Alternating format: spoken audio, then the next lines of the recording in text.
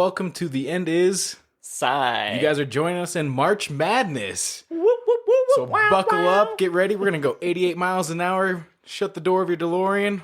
1.21 gigawatts. You got it. All sorts of that. Every Back to the Future reference you got. Great Scott, Nate. What are we talking about today?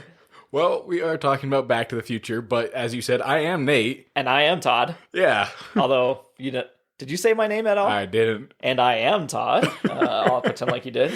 All right. Yeah, this is the first of a special month. Yeah. So normally what we do on the show is we pick underrated movies or a movie that just came out in theaters, which is maybe once a month. And we take those underrated movies, we pick 3 themes from those movies, and we bullshit about those 3 themes because we don't know about those a lot. We're learning them basically right before you are. Exactly. And then we talk about the movie. We sure do. And that's about it. So today, if you haven't figured out what it is, We're going Back to the Future. yes, the movie. Yep. Yeah, okay. And our 3 themes to follow that are, of course, accordingly, very in line with the theme. It is time travel, time machines, and timepieces. Yes. So enjoy that, guys. Yeah, no, I'm excited for the themes. Yeah, I am too. We're gonna do these ones a little bit more as if none of them are haphazard, but these are gonna be a little more haphazard where I don't even have like notes written down. I'm just gonna go and reference things that I'm looking up, like top lists and stuff. Yeah, that's kind of like some of the stuff I'm like, sure, I guess we'll go with this. And I didn't I don't have time to learn string theory and shit. Like, Oh, no. like, Well, it's one of those, like, you get into some of this heavy science where it's like, yeah, there's a possibility, but then you got to go through all the notes and so many different things because it's not sound science or anything like that. And so you're like, well, I guess I can go off this theory or that theory, but this guy's got a good idea. And yep. Well, tell us about our idea. What does the indecide mean? the end of Psy? Yeah, for first-time listeners. Well, Godspeed those ones. we don't know what the world's going to be like when we die. That's true. So we're making meaning out of the meantime. We can't stop time. No. So yeah, we're just here to fill in the time. Mm-hmm. As they... Monumento, or whatever it is. What? Monumento. Todd's famous. Memento Mori? No, here. Oh, Moomtum. Yeah, was it Mootum? Make meaning out of the meantime. Moomtum. Yeah. Mootum. There we go. It doesn't roll There's off his the tongue. acronym. Yeah. Yeah. Well, before we jump into the 3 themes, what? Tell me about your previous anything that's happened to you recently. How about that? I guess it's more of what I'm kind of planning to do. Beginning of March. So this isn't recommendations because that's at the end, right? No, it is, but I mean, Okay. I'm gearing up. Always for gearing it. up. Yeah. So at the end of the month, Moon Knight releases. And so I am kind of going through and wanting to read some of the comics again. And Okay. just reread it. And What's my favorite run of Moon Knight? I know you know this one, right? it's the Brian Michael Yep. Bendis run It's and Bendis, Alex baby. Maleev. Yeah, and the people that say it's not good, go fuck yourself. Really, just get right out of here. It's different. It's not what they're used to as Moon Knight. So But it's a very good one to introduce yourself to Moon Knight. I feel like, yeah. Because it uses classic characters like Captain America, Spider-Man, and Yeah. Wolverine to introduce the multiple personalities. Yep. And Ultron stuff's in there. The look, the posters, like I Oh yeah, Alex it's Maleev's so art good. on it is phenomenal because he Great. does like a watercolor kind of. yeah, and Echo's in there, right? Yeah. Yep, So very good. Okay, yeah. What about So- you? okay, so that's not really what you've been doing, but it's what you've been No. prepared to do. That's what you're going to be occupying your time with anyway.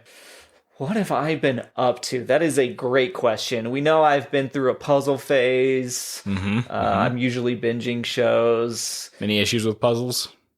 Well, I buy them too big for the space I have right now, so Okay. moving to I move them to the floor. Yep. How many puzzles do you actually have? I don't have that many, but I probably have like 10 at least. Okay. I mean, I've gotten rid of some. Is there one that you revisit? There are some that I revisit. One is Big Sur, so it's like it's a smaller one. I think it's 1,000, maybe, Okay. and maybe 750, and but it has a lot of different colored blues and stuff. So it's like it's a little challenging, but it's also not I can knock that one out in Yeah. a day. I don't revisit too many of them though. Some of them I like some of the big colorful ones. Again, Yeah. I'm a simple man. Do you have any of them glued together or anything like that? Have you Yes. done? Okay. I have the Legend of Zelda map, the Nice. Hyrule world, glued. I have. Did I glue another? Did you one? glue that all up yourself? Yes. Okay, what's the process on that? Because I've always been curious, like, is it just like you put it on like a mat and then you just glue it to the mat? Or is it like piece by piece, you're just... What? No way in hell. So they sell puzzle glue things. They're like, it's like a glue stick, almost like a deodorant stick. But so you uncap it. So step one, and then you rub it all over the top of the puzzle. So the puzzle's already put together. Yeah. And then it looks like it's like covered in white slime. We'll just say that. Yeah. But it's just covered, and then all of a sudden, give it a few minutes, and it dries clear. And then it's one piece. So it's like a Mod Podge almost in a sense. Yeah, it seals all the crevices and it dries clear, and then you can just maneuver it and frame it. Okay, that sounds a lot easier. I was imagining someone going through like gluing piece by piece. I'm pretty sure that's how Legos are done too. Like you just do the outside and let it seal itself. The middle ones can be not. Jesus, that would take too long. Yeah. Man. So I mean, there's a lot of shows that started at the end of the month. This last month, there was Marvelous Ms. Maisel, so getting into that. There is also, God, what else was I watching that just freaking started? I was just talking to you about it. Yeah. God dang it, what is it? Oh, Killing Eve just started too. So nice. Yeah. All right. Sounds good. Yeah. That's about it. And I think without further ado, should we get into the themes? Yeah, we could jump right into that. Okay. Yeah. Nate, what do you got? Well, the first one is travel. Time travel. I don't have a lot of shit because, like we said, trying to look up anything on it is a pain in the ass. Right. There's so many different theories. So one of the things is time travel in physics. Some theories, most notably special and general relativity, suggest that... General relativity? Yes. Okay. That suitable geometrics of space-time and specific types of motion in space might allow time travel into the past and future, and these geometrics or motions were possible. What the hell did that mean? See, I don't know. That's where I'm like, it just... listeners are like, I don't know what just happened, but hold on. I need to flip my egg out here I'm making. So is it saying that time travel is possible through telemetrics like and geometry and wormholes or whatever, black holes, however time travel, if it's ever discovered, whatever that may be. Right. Hopefully it's a DeLorean. That would be great. Yes, it would be. It would be a time travel miracle just to have a DeLorean that works coming to our time. General relativity obviously comes into there, a big thing. Theoretical physics, it's always connected with quantum mechanics or wormholes, like you said, and a lot of big names, specifically Hawking and stuff, have talked about that, and the whole popularity of time travel, and I guess machines in general for that, is H.G. Wells's The Time Machine back in 1895. Like that was a big one that a lot of people reference, and it became a big, obviously, science fiction theme movies. Just, I mean, it's such a fun concept to latch onto, but it's really hard to pull off in a good manner. It's a great concept, but yeah, pulling it off in a movie is next to impossible, because even some of the best time travel movies, there's so many flaws, because there is no right or wrong reason of how time travel works. Oh, you can't talk to your former self, or you change this and everything happens. There's no way of really depicting what's going to happen. So it's just whoever thinks like the best interpretation of that movie is, or time travel is. It's the one that has the clearest rules. Yeah. Because the minute you break one of the rules, everything crumbles. And because paradoxes are so ripe in time travel that you could never accurately do it without completely changing things around everybody else, and they would never even know time travel happened, blah, blah, blah. Yeah. Like, I always liked the time cop theory with Jean-Claude Van Damme. Did you ever see Time Cop back in the day? So, like, atoms can't share the same space, so it was always you can't touch your own self. If you ever come in contact, you can't do it. Otherwise, you combine and explode. Like, it's a whole thing. The world can't handle both of you being in the same exact space. So that was always a fun little dumb thing that they did. But I have an article here from, what is this? Space.com. So they better know a space. No, just space.com. Okay. When you said a space.com, I was like, okay, is it a space or something? No, not a Okay. space. We live in a space. That's the main galaxy for all you aliens listening. We're the number one. They're just going to bomb us. Sorry if that happens. That's on me.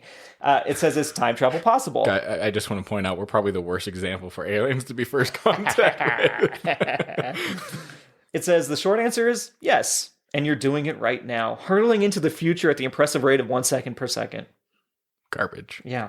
So they're a little bit of assholes. But they're trying to go back and go, it's captivated countless science fiction audiences, but hear it from the man himself. Hawking says, although many people are, fascinated by the idea of changing the past or seeing the future, Hawking pointed out in his book Black Holes and Baby Universes in 1994 that the best evidence we have that time travel is not possible and never will be is that we have not been invaded by hordes of tourists from the future. We would know. Yeah. We would already know. Right. If you discovered time travel, we would already know. Mm-hmm. If I discovered time travel, we would already know. That's the thing is because it's not happening, we already know it's not ever going to happen because if it happened a billion years in the future, we'd already still know because they would come back and somebody would be like, oh shit, this guy's popping around through time. Yeah. So that's always depressing when you're like a kid and you're like, time travel, that's so much fun. And then you're like, wait, we would. Maybe that's the new movie you come out with. Is now that there's so much like facial recognition and all that, where someone keeps popping up and you're like, what the hell's going on? And then they realize, oh, there are tourists visiting us now. Right. There you go. Yeah, that's true. Albert Einstein has a theory of special relativity that proposed that time is an illusion that moves relative to an observer. So, like, an observer traveling near the speed of light will experience time with all of its after effects, boredom, aging, blah, blah, blah, much more slowly than an observer that's at rest. They kind of dabbled with that in Interstellar. Yeah, but that was a crazy thought in that one. Because, like, they're on the planet and time's going all right for them, but everyone in the station is going a lot longer years. And it's just... 1 hour was like 10 years or some shit. Like, that is the scary one, and I think that's probably the most accurate one that probably exists because it is about gravity. And we did see this in action in the real world where the astronaut Scott Kelly aged ever so slightly less over the course of a year in orbit than his twin brother who stayed on Earth. Yeah. And it's like, shit. So it literally has to do a lot with gravity and the pull and everything. Like, it's like, oh shit. So if we were in space, we'd probably live longer. Mm-hmm. Which would be cool, I guess, depending on how much you like life. Yeah. There are other, scientific theories about time travel, including physics that go around string theory, like I mentioned. String theory is so you have to be smart as fuck to understand that kind of shit. But for the most part, you are, aren't you? You got all this down. String cheese theory, which I think is the Mouse Hunt. Is that what it's from? Right, where they invented string cheese. there's a band called the String Cheese Incident. Yeah. I don't know if that has anything to do with theory. But yeah, they mentioned that every TV show, comic book, video game, they all play with time travel. But Einstein actually developed the special relativity theory in 1905, which has become one of the most foundational tenets time travel of modern physics. It describes a relationship between space and time for objects moving at constant speeds in a straight line. So this one tries to actually make it simple. It says... Again, space.com, not a space. The short version of the theory is deceptively simple. First, all things are measured in relation to something else. That is to say, there is no absolute frame of reference. Second, the speed of light is constant. It stays the same no matter what, and no matter where it's measured from. And third, nothing can go faster than the speed of light. So from those simple tenets, unfolds actual real-life time travel. An observer traveling at high velocity will experience time at a slower rate than an observer who isn't speeding through space. Okay. So, guys, it's all very confusing. Even the very idea of that. All it takes is someone listening to this and just they have that epiphany that, like, something we said helped them crack the code to time travel. Right? I mean, they say, like, the only, like, observable difference of things that have been gone are... stars and stuff that have been dead for many, many, many, many years. So, like NASA has space telescopes. This is from actually, I think NASA. This is NASA's website that they can see stars and galaxies that are very far away. Obviously, Star Wars. It takes a long time for that light to get to us. However, we think of the phrase time travel as like traveling faster than 1 second per second. Again, that is that phrase that I didn't ever hear anybody use until I started looking at this stuff. Yeah. But yeah, science does say yes. Once again, they think, even NASA's like, we think it's possible to an extent based on the rules you can apply to it on individual instances. And like, if you're putting to a craft that can go a certain speed. So it's like, I don't know if it's like I'm jumping into a wormhole coming out the other side. Those are the bigger theories. But the faster you travel, the more, time travel moves around, or the other people go slower. Yeah. The only thing where I'm at, this is my level of expertise is time zones. That's my expertise in time travel, and that's about it. How do you feel about time zones? Get rid of them all? No. What? Why not? The United States does not need time zones. Oh, so like the United States all be in one time zone? Yes.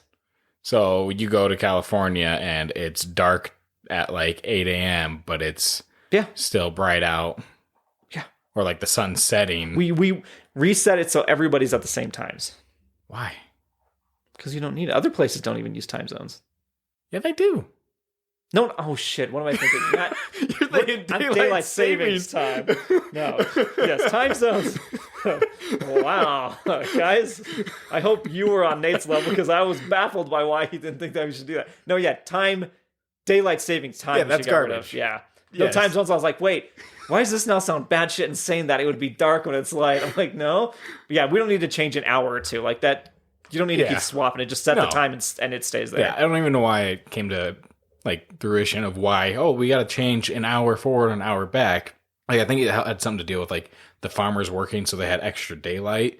But at the same time, wake up earlier, go to bed earlier. Yeah, you lazy bitches. Everyone adjusts their schedules according to work and all that. Right. So, I don't know. I mean, I'm not trying to downgrade against farmers by any means. Dude, he's a big proponent of farmersonly.com, so I know this man is not. City folk, you just wouldn't get it. Farmersonly.com.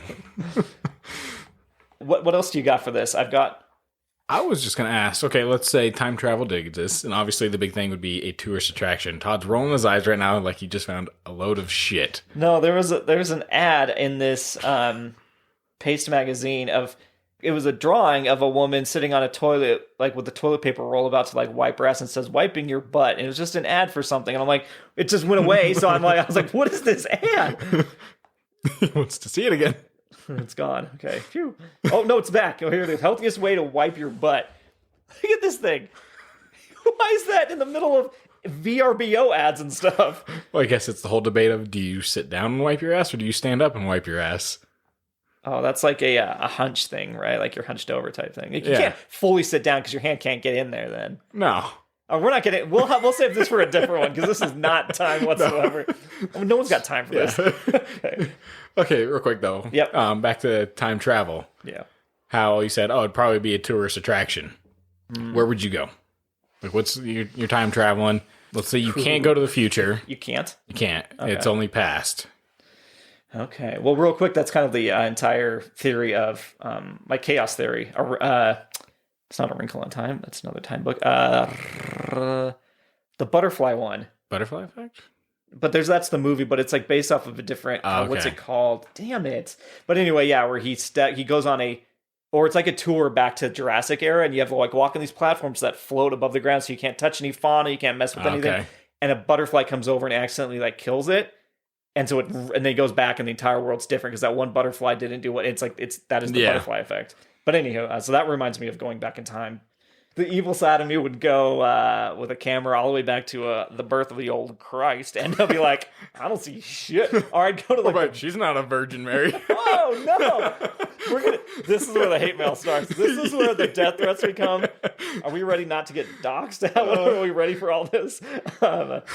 No, but I would probably go back to the biblical time and be like, all right, who's writing this fucking thing? Yeah. Because and I'd be like, you guys understand what's going to happen? I'd show them articles, hopefully I can bring my phone to like, here's some saved articles offline. They'll be like, oh shit. I'd be worried if Todd came back and he just starts going to church. I'd be like, oh no. No, what you would do is I'd come back and I'd be like, hey, check out this Bible, and my name would be everywhere. Instead of like the hot tub time machine, how Right. you like Google, it's the Bible. Instead of by Christ, it's Todd. Oh God, I would not change myself to be Christ. Don't come after me, you zealots. You fucking religious nuts, don't come after me.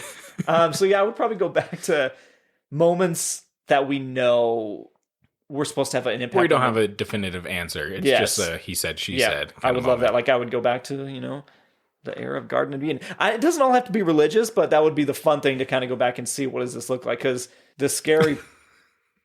What are you laughing about? You just going back through time, Todd fucking up the timeline pretty much. The whole Adam and Eve thing. Adam was going off picking apples, and here comes Todd to see Eve. You want to see a real snake? Oh, this is going to be the most divisive one we've ever had. And we just did Zach and Miri make a porno. Oh, no.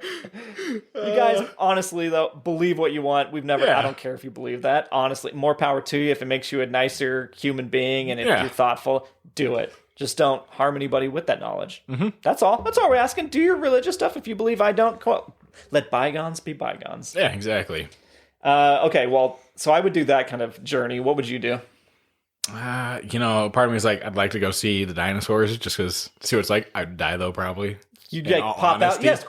Yeah. Gone. Yeah, it'd be so quick. Probably wouldn't even be like a T-Rex hitting me. Honestly, I'd probably just get trampled in a stampede or some shit or like a that. fucking weird mosquito would bite you, and that's it. You get a disease they can't fix. Mm-hmm. Yeah. Yeah, something like that. Or it'd be cool to like go to like events that happened. Ooh, like relive a Woodstock or something. Yeah.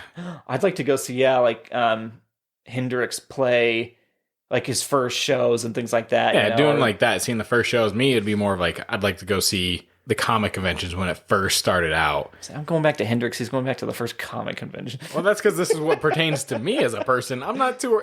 Hey, this knowledge I'm bringing back isn't for the world. Are you gonna? You just want to see the world burn at times. No, see how I have time for your religious tolerance, but his stuff I don't have time for it, guys. This will not fly. No, that's totally cool. I've never thought about like more.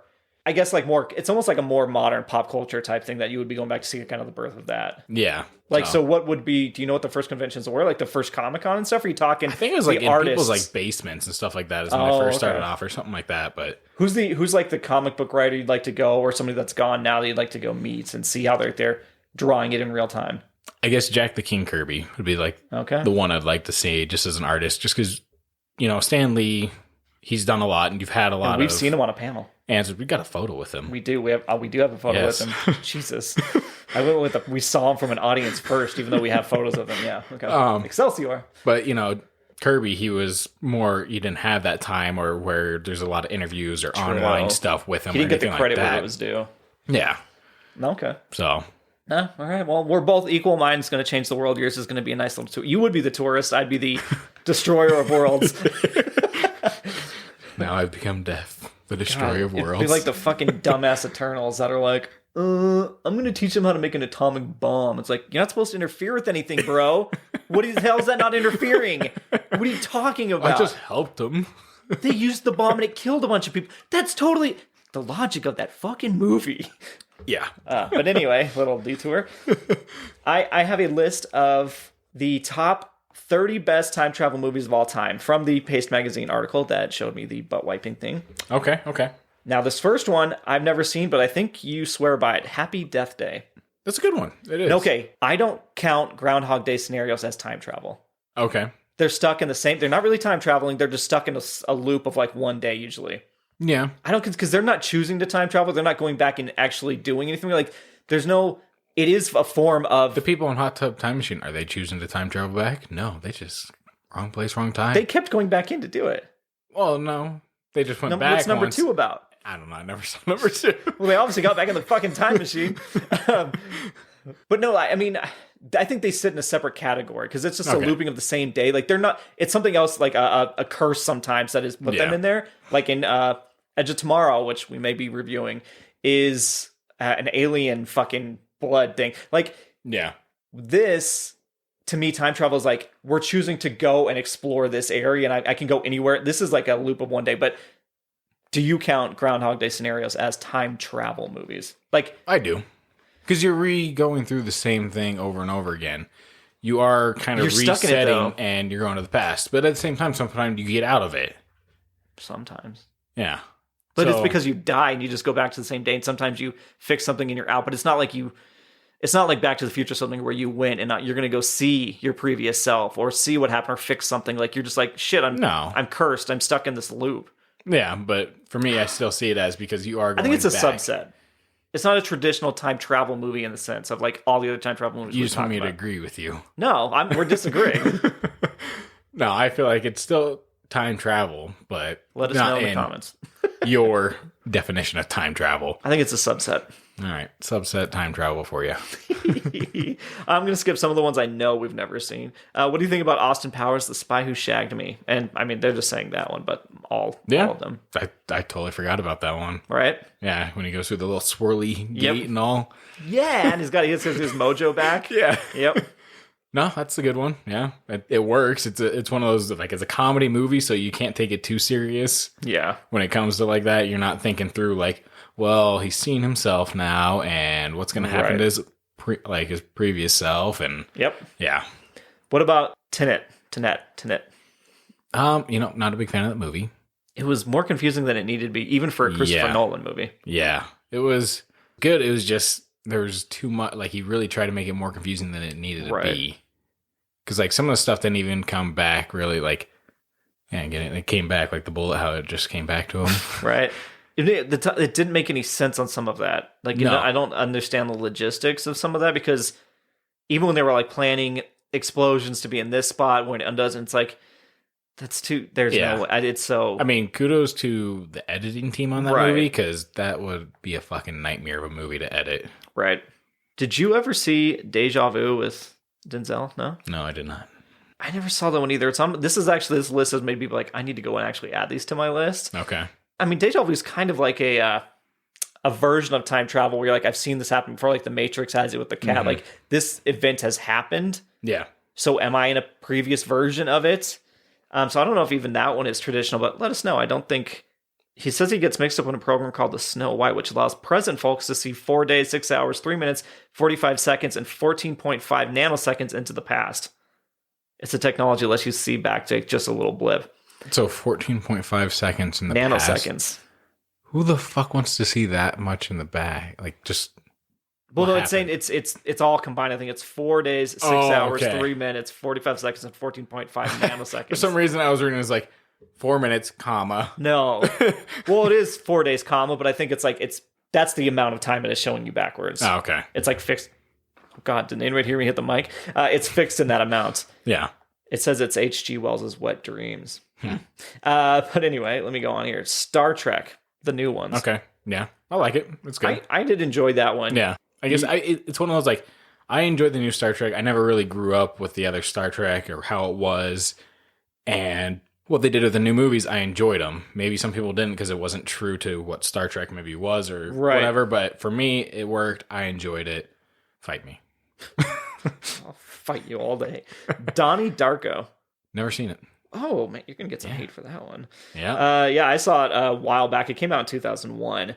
But this one, it's hard to not spoil these ones if we're talking about it. But there is, it's something happened, and you're kind of leading back up to that moment. It sucks to talk about how I haven't seen this one, but Predestination with Ethan Hawke came out in 2014. Okay. I feel like it came out last year because it's on my list of, that's out now. I need to go watch it. It's been out for 8 years almost. Yeah. Fuck me. What about X-Men Days of Future Past? Honestly, I really enjoyed garbage. that one. Oh. Really? No, I just know it's because you love it. No, that's a really good one as well. Don't like the director, but everything else around it's good. They did a good job of bringing in the old X-Men with the new X-Men and just combining it all together. And that was their chance to reset everything and do good. And then they just shit the bed going forward with any X-Men movies. Yep. And we got introduced to great characters. That trailer still is fantastic. It's one of the best trailers for a superhero movie. Yeah. It's James McAvoy, I think, like yelling, "I don't want the future or your future," or something like that. And it's a whole between him and Patrick Stewart. It's really good. All right, here we go. Bill and Ted's Excellent Adventure. Now, why did I just see this one coming up? Is it because you love the movie? You love the movie too. Yeah, I know. But what are your thoughts on this first off? Because this is like your my baby, era, your baby. That's not, I don't know, my baby, but I grew up with it. 1989. It is the time. I love it.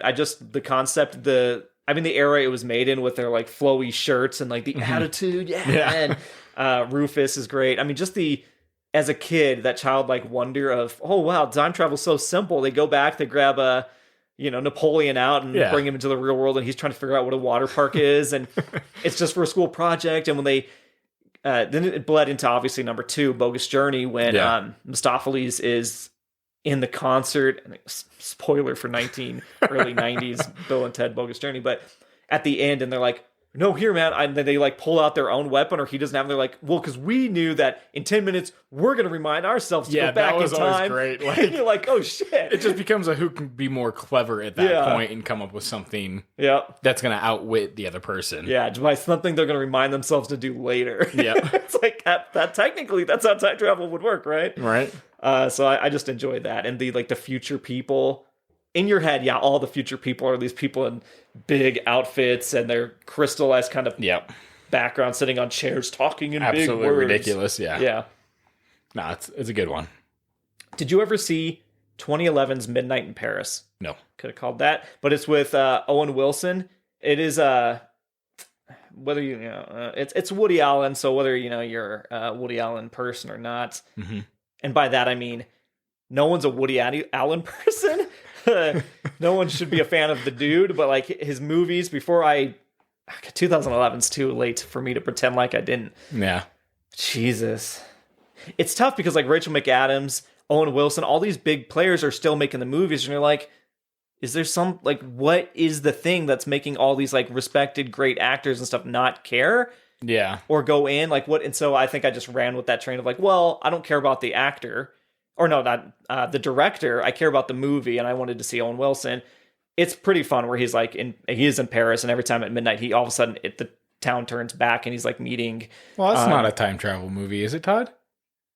Well, yeah, he's going back he's going at midnight. He goes back into a different time, so he can go on and live his life. So he's choosing that area. He's choosing to decide to go back, right? Or is it just a curse? Yeah, which is time travel. Is if it you just choose a curse, to go though? back, he's choosing to go and do it because he goes and meets like Ella Fitzgerald and stuff like that. He goes back to like learn from them and talk to. Don't you try? And Here's me trying to bitch about a movie I've never seen. Yeah, I mean, Tom Hiddleston plays F. Scott Fitzgerald. Ernest Hemingway is one of the characters. Like, and so he goes back and he meets all these classic people that inspired him. Okay. So, I mean, I can't recommend that movie just because it is fucking Woody Allen. Ugh. Okay, then number 11 on their list is Interstellar. It'll fuck with your head, and it's also a little batshit insane at the end. Yeah. The bookcase thing is weird. Yeah. It's one of those, like, I feel like it was one of his most predictable movies. You figure out pretty quick, like, what's going on. Because, like, Inception was a dream within a dream within a dream. And, like, you're not thinking, yeah. And this one is, like, all the books are just falling randomly on the girl's room. And you're like, the fuck, why would those fall randomly? Right. So you're like, oh, okay. And then you kind of figure out it's him talking with her. Well, it's so weird because he's, like, spoiler alert, for the end of Interstellar, so jump ahead 30 seconds if you want. You've had a warning. When he's like putting his finger through to like manipulate dust or something to like move the clock to certain times to let her know, it's like, that's such a shot in the fucking dark. Yeah. I mean, it's fair because like no one knows how it works, so maybe who fucking knows? But because what was the place called he was in at the end? Purgatory almost? No, not Purgatory, but it's like it was like a wormhole. Sorry, what's it called? God damn it. It's this very specific... Time paradox. No, it's not that. It's Time it's like a name of... It's like a physical place, like where you go into like the... Library. No, we're just going to move on because I don't know what it is. This fucking article doesn't say what he was in at the end, but it's a very famous word. Yeah. Oh, I hope everybody's yelling at us to know what that is. Okay, so number 9, Edge of Tomorrow. Yeah. Which is the Groundhog Day scenario. So Nate counts it, but I don't. Looper. I enjoyed it when I watched it. I remember enjoying it. Yeah, I like the idea that they were killing people in the past and having the current version of him like lose a leg. That guy that gets like taken apart. Oh, yeah, like the scar and all that gets hit, and it's just like, no. God, that was gross because like he's all of a sudden amputated, his legs are missing, and it's just like, oh Jesus. Did you like the de-aging they did, or the facial matching between Levitt and Willis? No, I wasn't a big fan of that. Wasn't great. I've mentioned this one before, I think, to you, but Primer. No, I haven't seen it. Came out in 2004, and it's like an indie film. This list does say, ditching the fantasy, Primer tackles the science of time travel more directly than most of the films on this list. Like other ones, it's a tightly woven narrative that's all about appearance. It follows the work of 2 engineers who stumble upon an interesting side effect in their efforts to reduce the weight of objects. They find they can travel through time. At first, they do what anyone else would do, and use their invention to make some fast cash, but greed and confusion soon take over, and the film unravels into a mess of double crossings and alternative timelines. Okay. It's so good. And they just says put on closed captioning for this one because it feels very kind of muted. But I remember watching this with one of my friends. We'll call him Jay because his name starts with a J. And we saw it at like a art showing type kind of thing at the campus at a university. And I remember thinking like these guys tackled it as close to like what time travel would kind of be like in a modern situation as anybody else. Okay. So I recommend that one. All right. The Terminator and Terminator 2 Judgment Day. Great ones right there. Now that's my idea of like a typical time travel movie. But no one's looped in there. But yeah, the number 1 was so different from number 2. Yeah. I feel like it's hard because That's one that got way fucked because they continued on the story. And so I feel like time travel, if you continue on and how much larger than life that story is, it really just gets fucked in there. There's so many loopholes and like nitpicks that you're like, well, that undoes everything you... Yeah, it gets hard whenever, like, you have to have a definitive idea maybe of what you're going to do. Right. Before you actually commit to it. But other than that... Yeah, the more time you get to think about a time travel movie, the worse it becomes too, because you're like, well, why wouldn't they just send the Terminator back to kill baby Sarah or something, you know? Yeah, exactly. Why would you wait for him to almost create it before you jump in to do something? Like, that's so dumb. Yeah. What do you think number 1 on their list is, Nate? It's Deadpool 2, right? Cable travels back in time. God, that was on one of the lists. I ignored it completely. Are you actually thinking? Is it Back to the Future? Yeah. All right. 1, 2, and 3 is number 1. Good. Yep. Yeah, no, those are great ones. And I'm not going to talk about it any further because that will be the movie halfway through. Kind of ruin what we're going for here. Right. Something I never saw mentioned was like TV shows and stuff, but again, like a fucking broken record.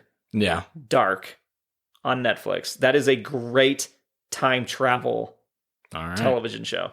If you have to subtitle it. Yeah, I was going to say it's subtitles. That's the one Nate won't watch because he can't watch things that make him think. Yeah. Not even an argument. But yeah, turn on subtitles, watch it if you have to. It's so good. Yeah. But anywho, anything else for time travel before we move on? The only thing is, what do you need to kind of time travel? I was just going to ask you that if I was going to be the one transitioning. I'll take the easy segue. Yep. You need a time machine. Yeah, you do. Theme 2. Yeah, and once again, there is no science behind this or anything like that, really, because no one's invented time travel yet. That's true. They have not. So the list I found from FlavorWire is the 10 best time machines in movies. Oh, perfect. Loving this. Granted, I don't know how much I agree with this list. So you can chime in and be like, nah, I don't feel like that should be there. Okay. Because coming at number 10 is the DeLorean. Number 10? Yeah. Makes you think, like, what's all in front of that? I bet H.G. Wells' The Time Machine is up there. But, God, the DeLorean is so iconic. But again, is it iconic more for us because we were kids when we saw this cool car zip out and it's got the Lamborghini doors and it's the fun movie and they're doing all this stuff? Yeah, I fucking love it. I want one of those. I don't care if people say it's shit. It's apparently complete but shit. I would love a fucking DeLorean. I would too. Is it DMC that make them? Yeah. If I could just drive in one, like that would be... I mean, people do bring them to collector shows all the time. I remember seeing the real one that they used in the movie at Universal Studios. Okay, yeah. We did like a behind the magic type of experience, and they walk you in, and they brought out the DeLorean. People raised their hands for, and I didn't get selected, but somebody else got to go and sit in it and see the flux capacitor and everything. That'd be awesome. Yeah, there's someone made a recreation of it at Denver Comic Con, like the first or second year it was going on. Okay. They had the cars there. They had the Jeep from Jurassic Park. They had Kit. We may get into famous cars on another episode. But they had the DeLorean there, and it was nice because it was like the first or second year, and they really didn't have any ropes or anything like that. So I was like, I got to go sit in it and everything, and actually like look at it because they had all the props in there. And didn't those cars get super fucking hot because of the metal? The outside exterior, like on a hot day, would just be a fucking skillet. I wouldn't doubt it. Yeah. But yeah, I mean, it is for our era. It is the classic time machine. Although one that is more iconic to me is maybe not the DeLorean. And that comes in at number 9, the phone booth from Bill and Ted. Phone booth. Yep, that is my... I just love the idea. And every time they pop in, they look so cool. And they close the door.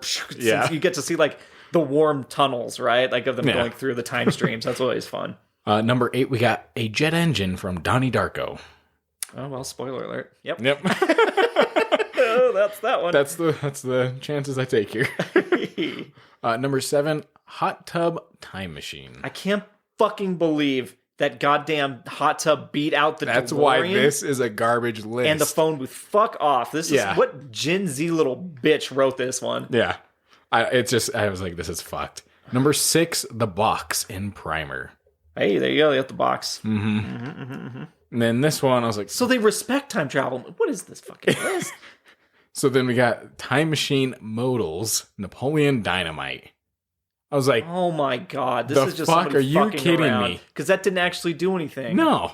He just zapped his fucking dick. Like, this is one of those where, like I said, Who obviously, made this list? This is from Flavor Wire. Fuck these guys. Yeah. After that, we got the time displacement sphere from Terminator. Okay, that's kind of cool.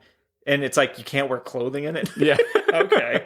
They just like, we need a reason to get some of these people naked. Yeah, Arnold's buff as shit. Yeah. We got the Supreme Beans map from Time Bandits. Yeah, Time Bandits is a fucking classic. But yeah, so I respect that one being in there. Yeah. Number 2, the Time Turner from Harry Potter and the Prisoner of Azkaban. Jesus, this totally was a young millennial or something that did this. Yeah. Since a year type. Okay, yeah, you're not putting a fucking broken ass time device from one of the books above you little. Can I go back in time and beat the shit out of this author? Gladly. Wait. What's the author? Emily Temple. Okay, can I go back in time and have a female beat the shit out of this author? April 3rd, 2011 was when this article came out. God damn. Yeah. That's embarrassing for them. All right. Number 1. Yes. Coming in at number 1. Okay. Oh, wait, can I guess it? Let me see. Yeah. Fuck, let me look. I don't have my list anymore. Shit. Was it on my list? Is it the TARDIS? No, it is not. Wow, they didn't even put the TARDIS more in there. famous phone booth. No, I'm just saying the TARDIS is the more famous phone booth, but no, it's not that. Okay, I was like, shit, no, we already did Back to the Future. Or no, god damn it. This is in Bill and movies, Ted. though. This is in movies? Yeah. Fuck. This is the one where, think about it. You could fuck around with this list as much as you want. You gotta think how much bullshit. You could try guessing, but chances you actually get number 1 is like... That's tough. You either guess one that's batshit insane or one that is absolutely like, oh, I guess that makes perfect sense of why that's the number 1. I literally cannot guess it. It's the Time Sled from Time Machine. Oh, damn it, it is the Time Machine. Yep. From the book. Or I mean, I guess they did make the movie with, what's his name? Damn, it doesn't say on here. Oh, God, Guy Pearce. Yeah. Yeah. So... I didn't look that up, guys. That's my memory coming clutch. Okay. But yeah, that's...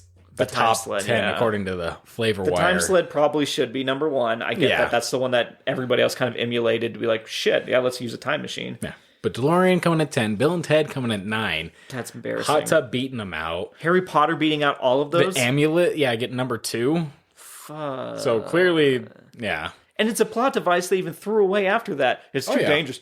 Well, they could have solved so many things. Oh, yeah. That was just a dumb thing to have because... Oh, wow. Hey, spoiler alert, guys. Jump ahead if you don't want to ruin Harry Potter spoilers, but one of the twin sides, I'm going to go back in time and just make sure he doesn't get hit. Right? Done. Yeah. Lupin and Tonks, saved. Nothing matters. I'm going to go back in time when Voldemort's a baby. We'll just get rid of all this. Okay, here's the classic moral conundrum. Yeah. Would you go back and strangle baby Hitler? Or would you just... It's so hard because, like, you think about it, you... kill someone for him, and then you got the whole butterfly effect, because that's where you don't know if it's in set. Like, let's say you do that, what other worse evil is there, or what's going to happen? Like, but do you think like what? You and I don't exist, right? If the wars don't happen, like things play out way differently. Yeah, a lot more people are alive. Dynamics are different. You know, allies. There's no any of that. You don't know what could have happened from it. It's just I don't know. But if you're gonna do it, just steal baby Hitler and give him to another family somewhere in a different country, and then he's raised differently. You don't have to kill anybody. You just have to move him from the room. Find him a better family. Yeah, that's it. Yeah. I don't know. We solved it. We solved the time travel conundrum. Next thing we know, we don't got Walt Disney, we got Hitler, who invented Disney. They're pretty close, right? Walt is a little Mein Kampf lover right there. The old dark secret of Disney. They don't want everybody that loves the mouse to know about the puppet master himself. Well, let me talk about then The Time Machine, the book. Okay. Since that's the big one. It was, in case you're not familiar with it, again, it was 1895 that it was published. It's credited with the popularization of the concept of time travel itself by using a vehicle or device to travel purposely and selectively, hence not Groundhog Day, forward or backward through time. Purposely or selectively. Are all these themes pretty much going against Groundhog Day? Is that what you're just going for here? No, I did not. But this specifically says you have to have a purpose, not just it's random as shit. The term time machine, coined by Wells, coined by him. Yeah. That's pretty cool. And only in 1895. You think that's a concept that would have been coined before then. Right. is now almost universally used to refer to such a vehicle or device. And this one was, the time machine was set in then-present Victorian England and focuses on the recount of the otherwise anonymous time traveler's journey into the far future. It was a work of future history and speculative evolution. It's interpreted today as like a commentary on the increasingly inequality and class divisions of the Wells' era. So obviously you write what you know, and he had no idea to predict what the fuck we're doing now. Which he projects as giving the rise to two separate human species, the fair, childlike Eloi, and the savage simian Morlocks. Is that what the term Morlocks come from? Interesting. Distant descendants of the contemporary upper and lower classes, respectively. It is believed that Wells' depiction of the Eloi as a race living in plenitude and abandon was inspired by the utopic romance novel News and Nowhere in 1890, so just 5 years before he did it, though Wells' universe in the novel is notably more savage and brutal. I remember watching the movie, and it wasn't well made. Yeah. It was very, I don't know, I've never heard anybody swear by the movie with Guy Pearce. I think, man, Nolan should do something like this. You know, maybe not Nolan himself, because he'd probably make it too convoluted, but somebody that can adapt a movie or a book and make it very like streamlined to tell a cool story. Yeah. I mean, that'd be a good one for him to actually go through and depict, but it's, I mean, I don't know. Like I said, time travel in movies, it's so hard to really get done correctly. Oh, 100%. And one of I mentioned Time Cop earlier, but one of his thing was like this chair, like almost like a roller coaster ride, and it shoots you straight into this door, and that's what sends you into the future. And you'd have to have the track set up on the other side, right? Otherwise, how do you get back and forth if one of them doesn't exist in that era? So it's like very set. So I think they try to make a rule of like, well, this has to be a set thing. So it's not just you go whatever you want. It has to be kind of predetermined by these people. Okay. I mean, it's a good concept. Yeah, it's a fun movie. It's not anything to, I mean, it is fun. I recommend watching it. Just if you like Jean-Claude Van Damme movies back in the day, it's one of his best. That's when he does the famous splits kick and onto the counter. Yeah. And you're like, holy shit, this dude's a man. That guy's got some thighs on him. I guess final thing to wrap this up is, so we have all the different time machines that have been invented in movies, and whatever it may be. Mm-hmm. Now, those aside, what is your preferred time machine? Like, what are you traveling time through besides what's in movies? I can't use the phone booth? No, you can't use the phone booth, just like I can't use the DeLorean.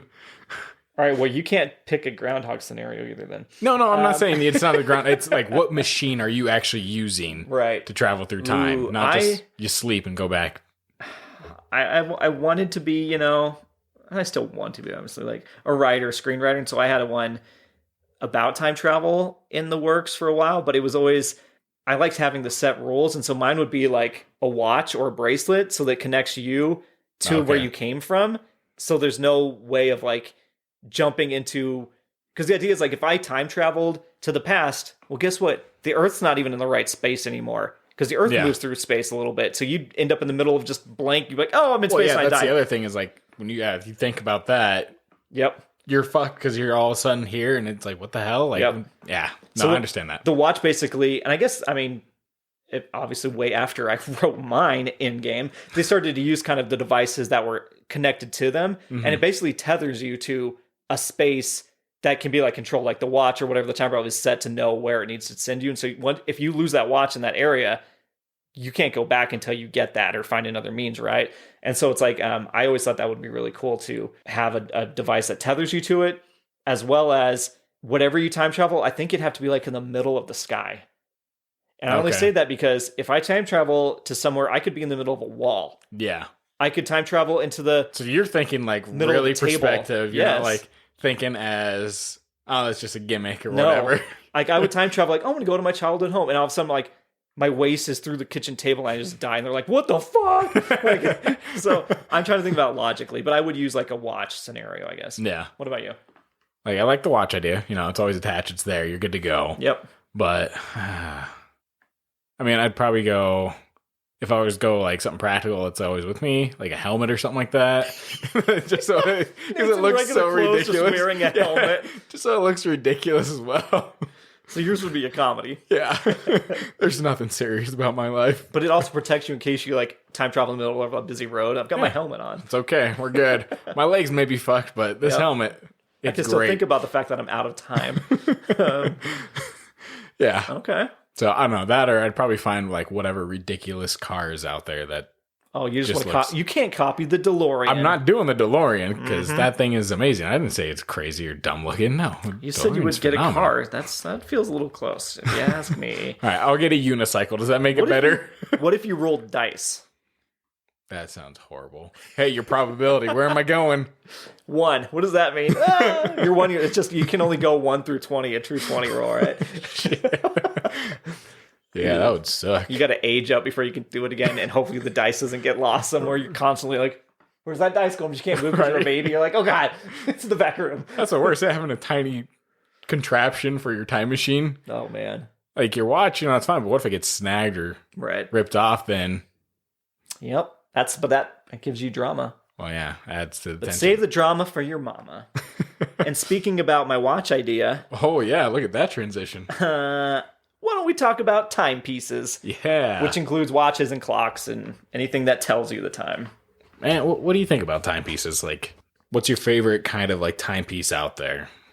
Like in general for everything. I mean, because of course there's so many different ways that people tell time, whether it's a grandfather clock, a sundial. I love pocket watches. Okay. I used to use pocket watches when I was a kid. Like it was just a cool thing. It's like when you had... And people, I guess, still do this, but the wallets that were tied to chains and shit, like that. It was like a fad thing, but I loved having a pocket watch. It seemed so cool to flip it open. It was almost like having a Zippo, right? Yeah. Like, okay, cool, that's the time. And then you get cell phones and shit, it doesn't work. So I've upgraded. I use analog watches. Yeah. I think I had like a Timex, digital watch, but I love watches. Yeah. When I think of like pocket watches and all that, I think of like conductors on a train or something like that. That's what I'm thinking right now. Yep. Or like the guys that are getting you on the train, they're like, "Oh, all aboard!" And, yeah. I don't know. There's something about somebody passing down a pocket watch from like a grandfather or something. It's just such a cool old school type thing. Oh, especially like if it has an engraving or something like that. The picture of the two lovers are always inside it or something. Yeah, it's a different concept. It's weird because like pocket watches. Then that's our time travel device. Yeah, right. Fuck. It's got a chain on it too to hit someone with. Or to keep it safe. How big is the chain?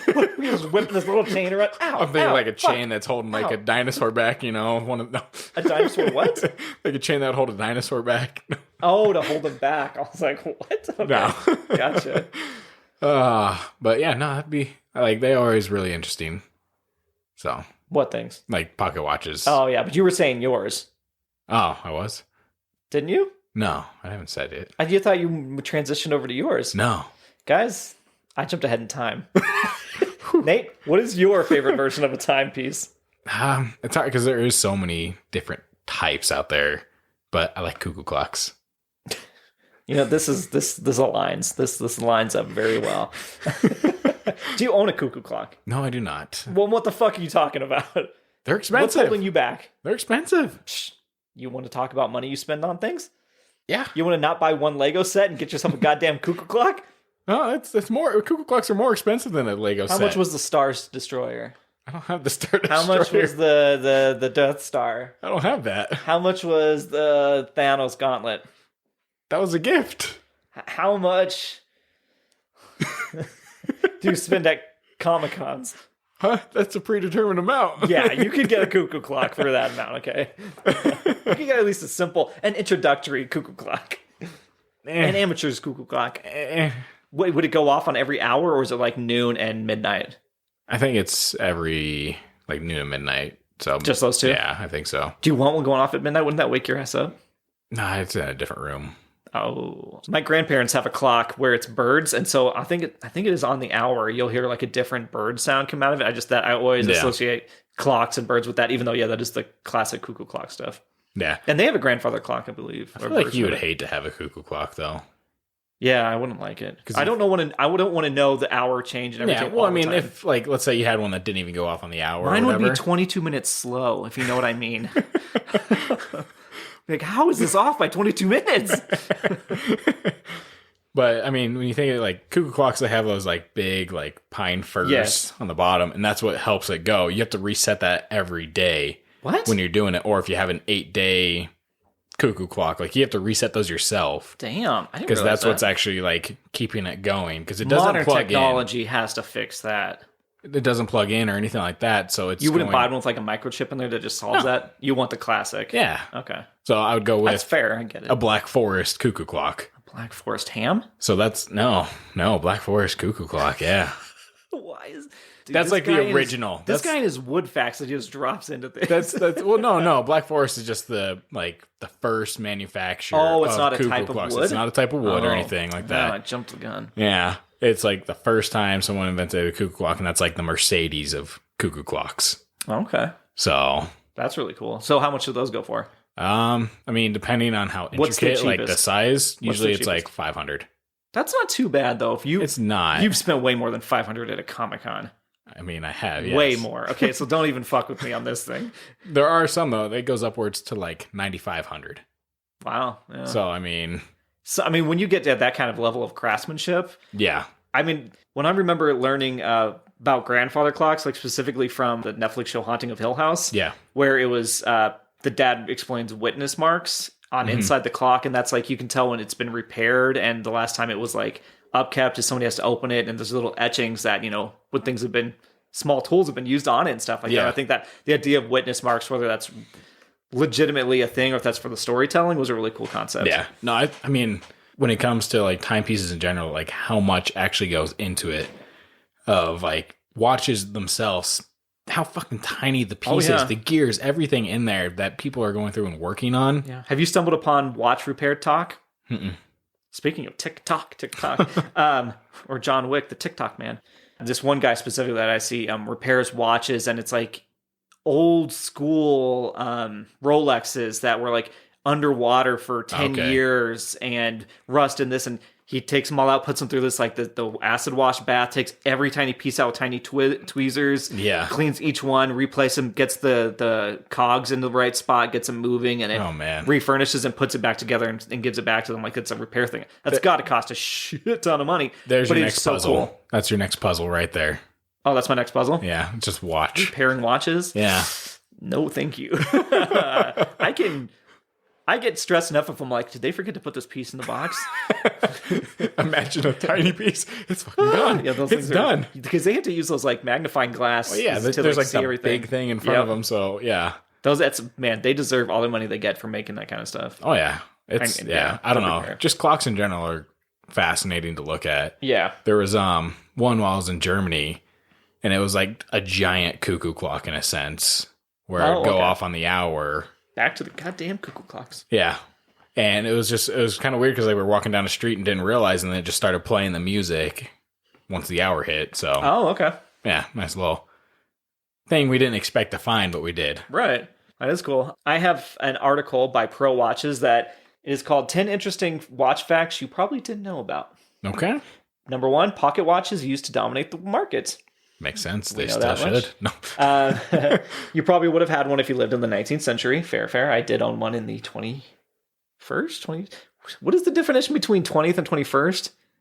I don't know. Has that ever 20th and 21st century? Because like it's always off by like one. It's not necessarily the 21st century. Is not this one, which you would think it would have been the 2010s or something. Like it's not actually that. I don't know.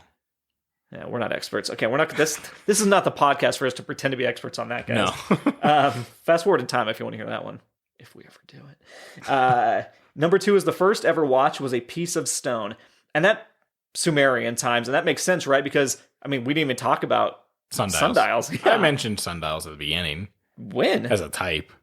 When? When you weren't paying attention. When did you say sundials? I did. It was at the very beginning when we started talking about timepieces. Oh, you must have rolled through it in a sentence. And I just was looking at my own watch, being like, is he still talking? Guys, I'm walking away. The pod's over. Todd doesn't listen to what I have to say.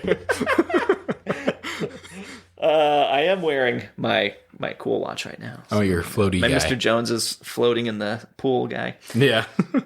Not wearing the one that reminds me that I'll die one day. Let's see. Expensive watches do not always mean better, which, duh. No, there's some really cool ones. There's, like, I really liked Fossil watches. I always have Fossil watches. These are the first watches I think I've owned since I've been on my own that aren't Fossil. Okay.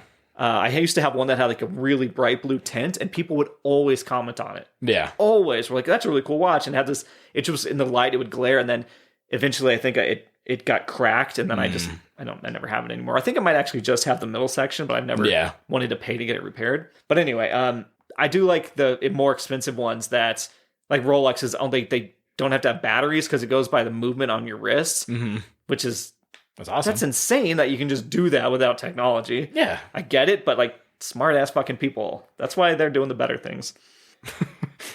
This number 5 is a little weird. They've been to space and the moon. Yeah, probably.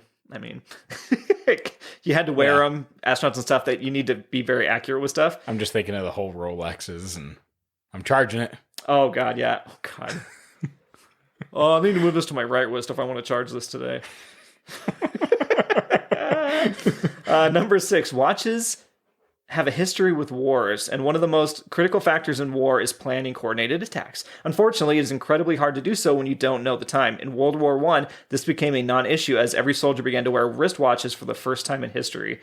With them, they could synchronize their attacks effectively. That makes sense. Casio, number 7, tested their G-Shock models in the most logical way possible. You remember Casios? Mm-hmm. Yeah, those are the ones that every kid went to school with, was Casio. Yeah.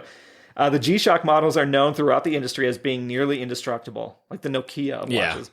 They are waterproof to great depths. I remember, you always wondering, how waterproof is this? I remember making decisions on watches. Yeah, you're like, I want to be able to wear this in the shower for whatever reason. Yeah. I don't know. What if I go into a pool? How deep is that? But it's 15 meters. So what if I go scuba diving? I want to bring my Casio. It's fucking insane. Kid logic is dumb. They're also shock resistant and as reliable as a watch can be. When Casio was testing this watch, they did not conduct experiments in some stuffy laboratory. Instead, they tested shock resistance using the most logical method possible, dropping prototypes out of a 4th-story window. 4th story, that's it? I mean, are you surviving from 5 stories? Are they saying, if you fell 4 stories, well, at least the watch will survive? Yeah, I think that's what they're going for. Who needs to know who's throwing things? Okay, that's a weird test, but I get it. Oh no, I dropped my watch off the building. Yeah.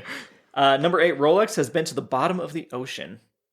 So it says most luxury watches are water resistant, hence our thing. Okay, any watch, I mean, but Rolex, where are they talking bottom of the ocean? Because technically, you could walk 2 steps into the water and still your feet are touching the bottom of the ocean. Well, that's still technically. Yeah. It says Rolex took things even further with their deep sea special watch. It was taken nearly 11,000 meters to the bottom of the Mariana Trench. Thank you, that's better. And performed flawlessly under immense pressure, which is crazy. Yeah. Have Rolex be building our scuba suits and stuff. Right? I want one of theirs. Like the Rolex submarine. Yeah, that'd be great. Oh, here you go. Yeah, why? If we're gonna do Titanic 2, let Rolex build it. It's not gonna break it. Or maybe make Casio build that one. Yeah. Nokia in on it too. On one side, Casio on the other. You know this shit ain't gonna sink. 2 separate ships. Who's the? Oh, they play chicken. Yeah. And whichever crew is confident enough doesn't jump out. But both captains have to go down on this, so they're stuck. We chain them to the chair. Number 9 is most advertisements have watches set to the time 10:10. Okay. You may or may not have noticed the watch advertisements almost always use the same time. The reason, marketing experts believe that people are more likely to buy these watches because that time resembles a smiling face. Because it's always pointing up. Yeah. I mean, I'm sure there's it's out there, but at the same time, if I'm going to buy a watch, it's more of just look at the design. Would you have bought that watch had it been on something else? Or did 1010 sell you on that watch? You can't with this one. This one doesn't apply, but I get it. Because you don't want to show a time thing where the big hand and little hand are over each other. Well, yeah, that I understand. Weird, right? That makes sense right there. Just at least, I think you just need to show that separation so that people would say, because sometimes you'll see a watch and you're like, those hands don't make any sense. I don't think I'd know which difference because they're so similar. I think for me, the big thing would be it can also be just straight vertical or horizontal. Right. Have some kind of angle in there. Yeah, one needs to be, I think that's why they do the V, basically. Yeah. Number 10, in 2017, so not too long ago, somebody paid $17.8 million for a watch. Guess what brand? Rolex. You got it. Most expensive watch ever bought is the Rolex Daytona, which generally doesn't sell for more than $30,000. However, the reason is that it was owned by the famous actor Paul Newman and was clearly highly sought after because he used it. So, man, it's like everything else. If somebody famous had it, it's a piece of history now. How is that? Imagine just being a famous person. You have that one gimmick or something that you always have with you. Right. And you're like, I don't need this anymore. I'm going to sell it myself. Yeah, right? It's for 17 plus million here? Like, yeah. Ah, jeez. The other thing with watches, I always thought it crazy. Like, growing up, they always said, oh, make sure it's on your non-dominant hand. Yep. I was like, I don't understand why. Mine's on my non-dominant. Yeah. I don't know why it's that. Why? Because maybe you interact with it. Like, if I was fixing a car or doing some manual labor, I'm going to use probably my dominant hand to like go into the gears and move stuff. You don't want to scratch it up. Well, the left one's probably bracing stuff a lot more. Like, it makes sense, I guess, if you are doing that, or if like maybe you are in the medical field and you're charting or anything like that, you have to go back, look at your watch as you're writing stuff down. Yeah. So I understand that, but it was just weird. Like, as a kid, I was like, it doesn't fucking make sense to me. It does feel weird if I have a watch on my right hand. I've tried. I'm like, ugh. Yeah. Creepy. I think monsters are the ones that have the face on the bottom of the wrist and not on top of it. Yeah. Where they look at it, look at the time, they look at the bottom of the wrist like, all right, it's this time. I almost feel like they're peacocking, like they're trying to be assholes. No, peacocking's the calculator watch. Ooh, those are cool. Yeah, they're like, beep, beep, boop, beep, boop. Boobs upside down, baby. And you're in class. You're like, check this shit out. Yeah, we all thought we were going to cheat to high heaven when we got those Casio watches in. And then they gave us fucking T1800s, and it's like, there you go. I'm going to fucking cheat everything. I'm notes on this. I'm going to play Mafia on my calculator. All right, so then I wanted to get a little bit, since we did watch facts. This is from chelseaclock.com. This is 7 clock facts for the curious clock lover. So that's close to say that without saying cock 7 times fast.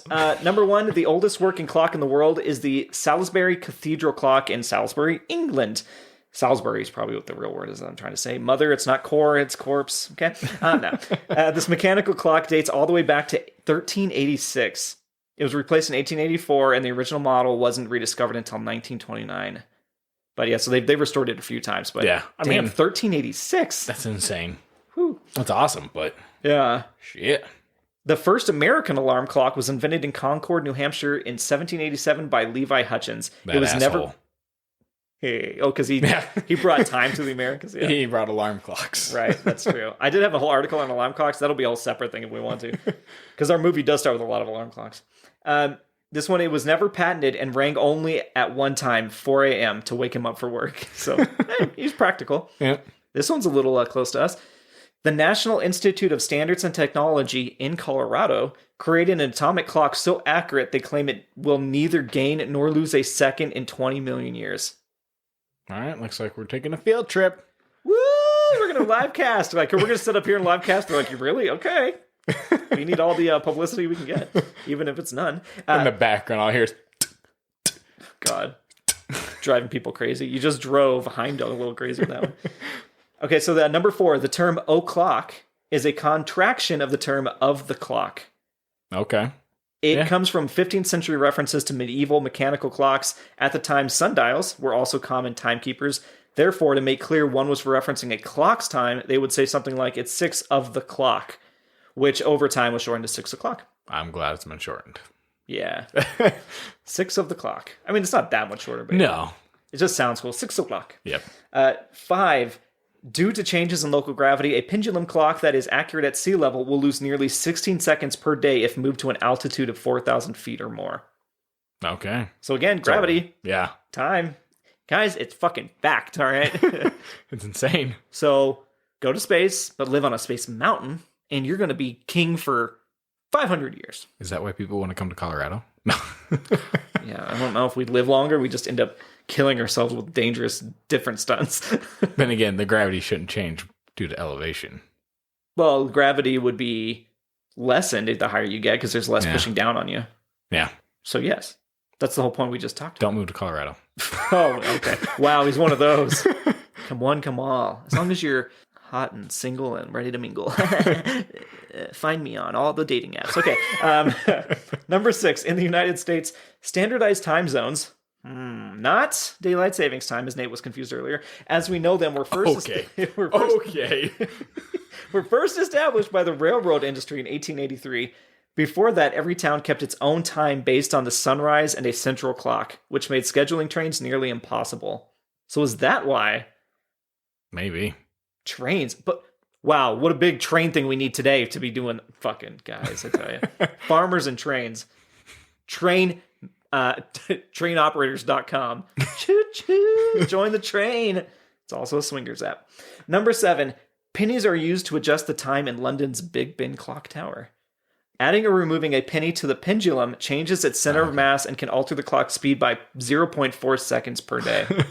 I'm imagining like it's a giant just vending machine. Oh, put a penny in. Oh, God. Oh, put a penny in. We're changing time, baby. Tourists. No, get this guy out of here. But yeah, that's the 7 clock facts. Yeah. What is it? Is it a penny over there? Or is it something else? Well, it would be something else, right? Maybe it's the equivalent of a penny. Maybe, yeah. It's just weird. Like, I just imagine, oh, God damn it, we got to get more U.S. currency. For Shit, send them all of our pennies. We won't even get into the fact that we should not be using pennies and change or anything. Get rid of that. I did an entire college public speaking course, or not the entire course, but like I did one of my speeches on how the penny costs us way more money to manufacture and use than it would save if we just got rid of it. Yep. But anyway, that's a different one. But, Nate, speaking of time, it is that time. Oh, it is. To go back to the movie reviews. Uh-huh. A favorite movie, our March Madness-esque movie. Oh, yes. For 1985's Back to the Future. Dun, dun, dun, dun, dun, dun, dun, dun, dun, dun, dun, dun, dun, dun, dun, dun. I didn't want to interject at all during that. Remember when you sang the Willy Wonka theme? Yeah. World of pure imagination. Or you hummed it for me. Oh, hear me adjust in this creaky old chair. Good? Yep, we're good. All right. Todd, what'd you think of the movie? No. What did you think? Oh, guys, if you haven't heard of this one, it's about a young man that goes in time. So real quick before we get into the actual movie. Yes.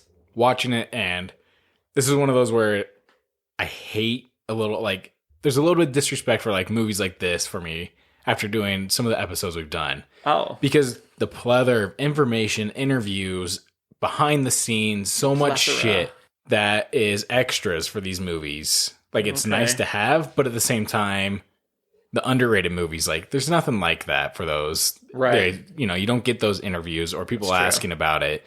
And there's a part of me that's like, damn, I wish we could just have that one chance to sit down with, like, a director from one of those underrated movies or, get the behind the scenes stuff on it. Yeah. A little bit more information on it rather than just... I mean, these kind of movies, the standouts have...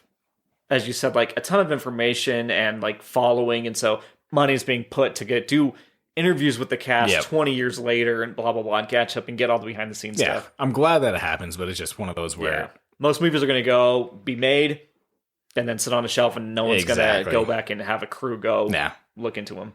But I still love the movie. So yes. Fantastic. They had nothing to do with the movie. Yeah. Yeah. The movie's directed by Robert Zemeckis. Yep. Written by him and Bob Gale. Yep, Bob Gale as well. And I like it because they're the ones that retain the rights for the movie. Yes. They do not want anything made unless obviously they die, because then the rights go to whoever knows then at that point. And it's like, what happens? Because I feel like they decide to make another one. I feel like, what are they going to do? A prequel of how Marty and Doc met? They would. Or it would be Doc's children, like the animated series ended up being. Yeah. Spoiler alert, guys. In the third one, he has children, Jules and Vern. Yeah.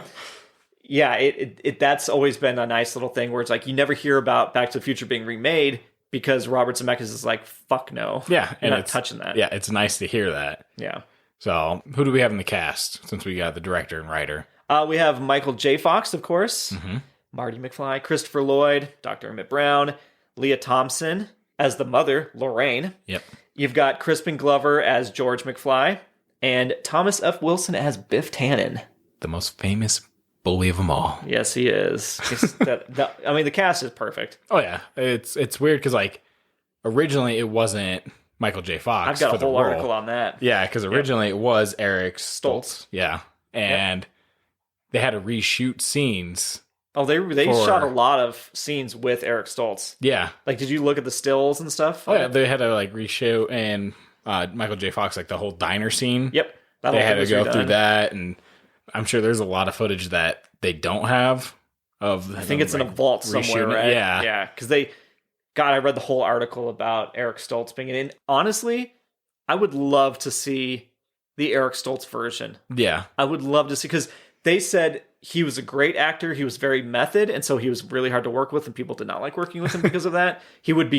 You'd have to call him Marty the whole time. He wouldn't respond to his real name. Yeah. Which is annoying, but some actors do that. I mean, I feel like, yeah, maybe a little annoying, but at the same time, whatever. Even when you hit cut, like, you have to call him Marty, that's fucked. If you're a good actor, you shouldn't have to, like, not be called anything else. But anyway, it's a personal opinion.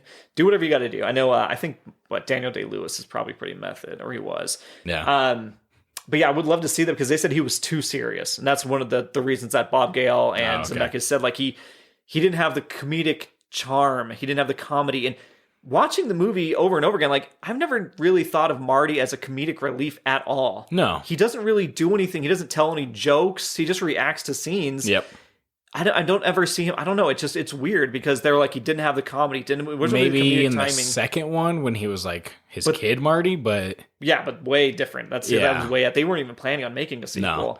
And yeah, so I don't know, but seeing it's really cool to see the shots of Eric Stoltz in like the black, like high rimmed collar shirts, and like him like looking at George McFly at the diner, or him and Doc walking through the streets, and it would. Can you imagine the tone this movie would have been? I think it still would have been successful. Oh, yeah. Just, that's the movie they would have made today. Yeah. They would have made the dark Eric Stoltz, and Michael J. Fox would have been the one they recast, because they were like, oh, he's a little too quirky for this, right? Right. So I think they would have gone the other direction. Yeah. But apparently Thomas Wilson had a problem with him. Like, he's like, yep, he's a method actor, but he's also an asshole, because there's that scene in the cafeteria where Marty pushes Biff back. Mm-hmm. And then they go to fight.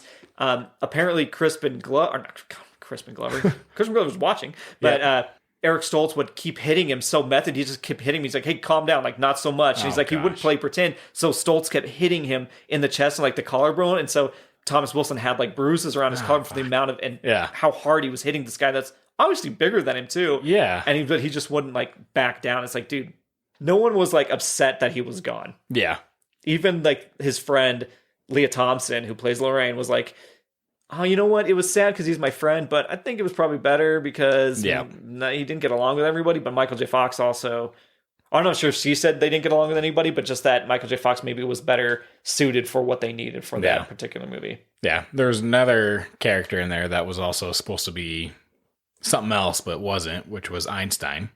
Oh, really? They originally wanted him to be a chimp.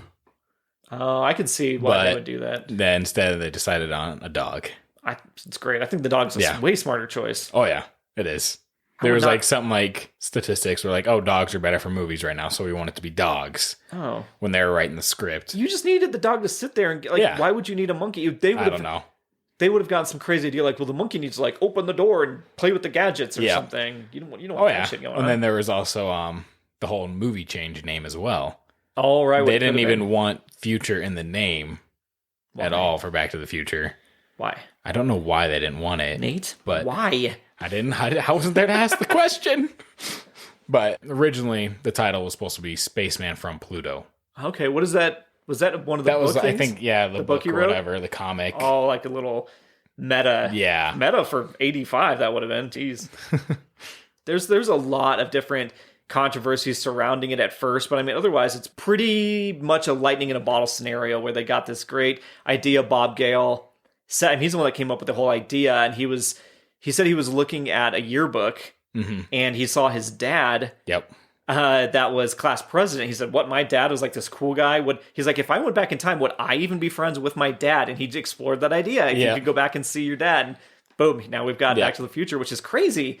It's always these little nuggets that just expand into a fucking dynasty trilogy of pop culture. Oh, yeah. Well, I mean, originally the movie, like you said, it wasn't supposed to be a sequel or anything. Yep. The theatrical release never had a to be continued at the end of it. Right. It just ended the way it did, and that was it. Yep, and that was their idea of like them riding off into the sunset. Yeah, and because they even said like it was supposed to be ridiculous that all of a sudden they can fly and do all this stuff. Yeah. And then the studio's like, make it. And he said, well, Bob Gale was like, or is either Zemeckis or Gale were like, you know what? If we knew there was a sequel, we never would have put Jennifer in the car. Yeah. Because Jennifer threw a whole wrench into it. you wouldn't ever have to recast her or anything. Nope. You would have been like, she just stayed at home. They take off in the car. That whole plot line is gone. Yep. But they're like, shit, since she's in the car, we have to explain that immediately. We're going to knock her ass out and erase her memory. Like, yeah, it worked for that. That was one of the other things they had to work around too, was originally they wanted to film it in Nevada. Oh, yeah? And like the nuclear plant area stuff or whatever. Okay. To kind of have like that as like the backdrop in some of the scenes. But because budgetary reasons, they had to work around it. And all they had was that film set to work off of. And I like when that happens at times in movies because it's like, oh, we don't have the budget for this. We got to figure out how to work around this. We got to get creative. Really creative. Yeah. But the scene, like the set that they had, like some of those backstories and all that. Yep. Absolutely ridiculous. Oh, some of the names and stuff? Well, one of them was like Cupid's adult store or whatever at the beginning. You're like, this is just right there in Main Square. No big deal. And then when he comes back, it shows SX. Oh, which is showing Orgy American Style. Yeah, the 80s one was fucking weird, right? Like dirty weird. Yeah, I love seeing the little shops in the background stuff. That whole community that is built at Universal Studios, that whole backlot is all of those. I remember taking the tour and they use that the clock tower and the courtyard in front of it. It's like you drive right on the street in front of it and you're like, oh shit, this is where they were? Yeah. This is where the car was, and they connected the thing, and Doc was up there and this lightning bolt, all that. Holy shit, it's all right there. And I was like, this is the clock tower, this is the courtyard. Mm-hmm. And they were like transitioning it over to like another show right now to like use it as something, and it's like it's used in so many things. Oh yeah, well Gremlins, I think it's been used in. Oh, that whole courtyard. I wonder if it was in WandaVision, if that was like the same. Oh, like for at the end, like that. Yeah, that might have been. So, because then like you went around a corner and all of a sudden you were in New York, and it was like, I think it was decked out for like Austin Powers stuff or something. I don't know. It was, yeah, it's just really cool. I'm moving magic, guys. Yeah. Well, it's crazy too. Like when you look at the movies, there was a lot of branding in there, like different brands. Yep. And Goodyear tires, DMC. Yeah. The director is like, when I was looking at brands, he had to make sure to pick things that changed labels over the years. Right. So that way it made sense of like, oh, he's in the past. This is why it looks this way. The future, it looks this way. That's a good call. So like one of them was Conoco. Oh, yeah. Originally, that was supposed to be in it, but Texaco was there as the gas station instead. Right, okay. Well, Texaco, they changed their label, so that's why they used Texaco. But Conoco was actually going to fork over more money to them. Oh. But because Conoco or whatever didn't change their labels... Yeah. Then they're like, we can't use you because of that reason. They put the craft over the money. Yeah. Which you don't see today. No, you don't see that, which is really awesome to see them do that. Today, they would have had Conoco pay the money, and then they would have done a viral thing where Conoco's changing their name. Wow, let's see what they're doing in the future. Dun, dun, dun. And then it would go back after the movie was out. By the way, I can't remember if it was Conoco for sure, if that's what the other company was. But I was just using an example of it. But I know Texaco was the one that was actually in the movie. Okay. No, that's interesting. I mean, it makes sense that they put that much time and attention to those little details. Yeah, because I think another one was Coke and Pepsi. They took Pepsi because the logo changed compared to Coke, where it didn't. Yeah, Coke Classic, I mean, is the same. And Pepsi feels more like a poppy kind of movie cola anyway.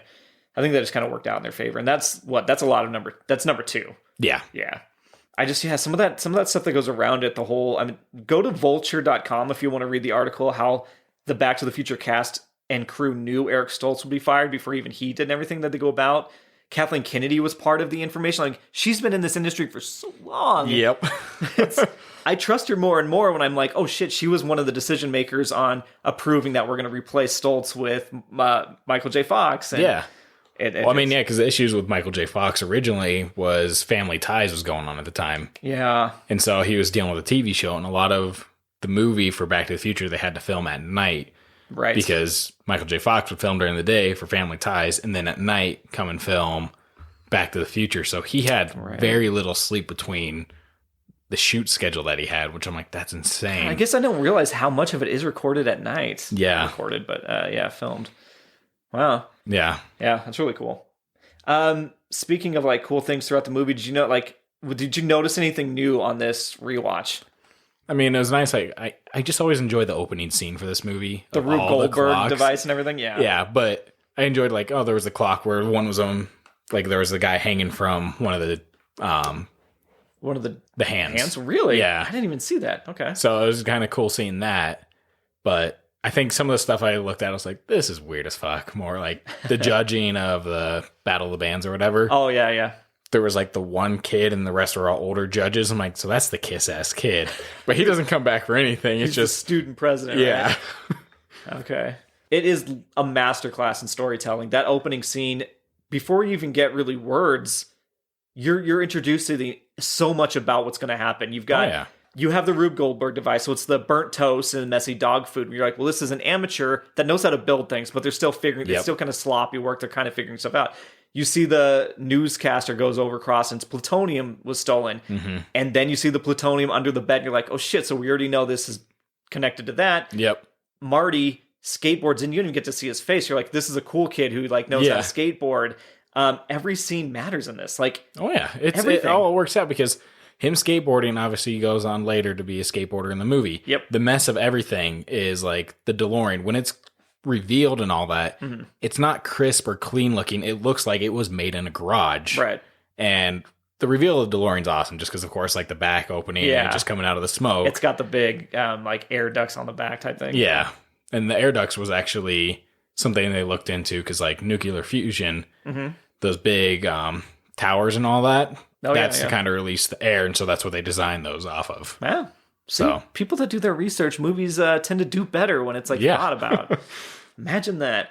I mean, even more so on that. Those first few scenes give you so much information. You've got the Mayor Wilson van drives by real quick. Yep. The guy at the school thing says, "You're being too loud. Like no one wants to hear." Like again, that plays towards the end of the movie. He wants to buy the 4x4 truck. Save the clock towers immediately. And she writes the number on the back, and he keeps the paper. Like everything is set up so quickly. Yeah. And pays off throughout the rest of the movie. Oh yeah. I always loved how he sketched behind cars. Yeah. The guy driving the Jeep is actually Walter Scott, who was the film's stunt coordinator. So they had him drive the Jeep through. So that's kind of his little got a little cameo. Do you know why Jennifer was recast? I don't. I always thought it was like, oh, they just didn't like her. She was something. Apparently, she was going to be in it, but her mother, who was also her manager, was dying of breast cancer. Ooh. And so she wasn't able to film the second one, so they had to recast. So it wasn't a matter of... No. Because she's one of my childhood crushes. She's beautiful, but she was a great actress. Like, she played that serious side of it. And she deals with that. Marty's kind of a dick at the beginning. Well, he's looking at other chicks. Dude, right in front of her. Twice blatantly watches their asses in yoga pants. Yeah. And I was like, I don't recall him being that much of a douche the first time I watched this. Oh, yeah. It is ridiculous. And she's like, yeah. And then, of course, she's like, call me later. Oh, wait, I'll be at my grandma's. Here's my phone number. And I'm like, that's right. It is that time where people really remember phone numbers. The 555, baby. Speaking of like other actresses and stuff, I looked up the sister who plays the sister and the brother, and they were actually supposed to be in number 2. And it says the sister was played by Wendy Jo Sperber, and it said that she was supposed to appear as a hooker, but it was because when you go back and you're in Biff Tannen's horrible hellscape. She was supposed to be a hooker, but she was pregnant at the time, so they did not appear. And they there was an adjacent scene with the brother Dave. He was supposed to be a drunk, but they decided to not include any of that. Because if they showed him, people go, well, where's the sister? Yeah, and so they did finally bring her back in Back to the Future Part 3, where she briefly appears at the end of the film. No idea where, but she must just be a background actor in the West. All right. Or he comes back to the present in number 3, but he doesn't interact with anybody besides Jennifer and Nails. What's his name? He races him. Yeah, I know. God damn it, what is his name? Is it Nails or something? Anywho. It's Back to the Future 3. We're not talking about that. No. But yeah, all the little nods that they set up, like even Twin Pines Mall, and then it runs over one of them. Now it's just Lone Pine. Yeah. Yeah. It's the small little things that they really put in there. Yeah. The other thing is like, it's weird, like, yeah, it makes sense it's in there, but so you go to the house and there's all the trash cans. Yep. Why the fuck does someone need that many trash cans? There is 6 canisters of trash cans out there. Well, okay, you've got 5 adults living there. Yeah. I could see it. 5 adults? Well, who's to say they just put them out at one time? They were collecting for like 2 weeks. They didn't put it out every Monday. It's there at the end, too. They got their shit together at the end of the movie, and they were a nice, crisp, clean family. And it was still, I think there were 7, actually. 7? Because one got ran over, and I counted, and there was 6. So there might have been 7, actually. Maybe everybody just piles their trash cans in front of their own. Pick up your trash, guys. Come on. Come on, McFlies. Think, McFlies. Think. Yeah, that was just one of the gripes. And then the end scene where the terrorists kind of crash in the van. The Libyans, yeah. Yeah.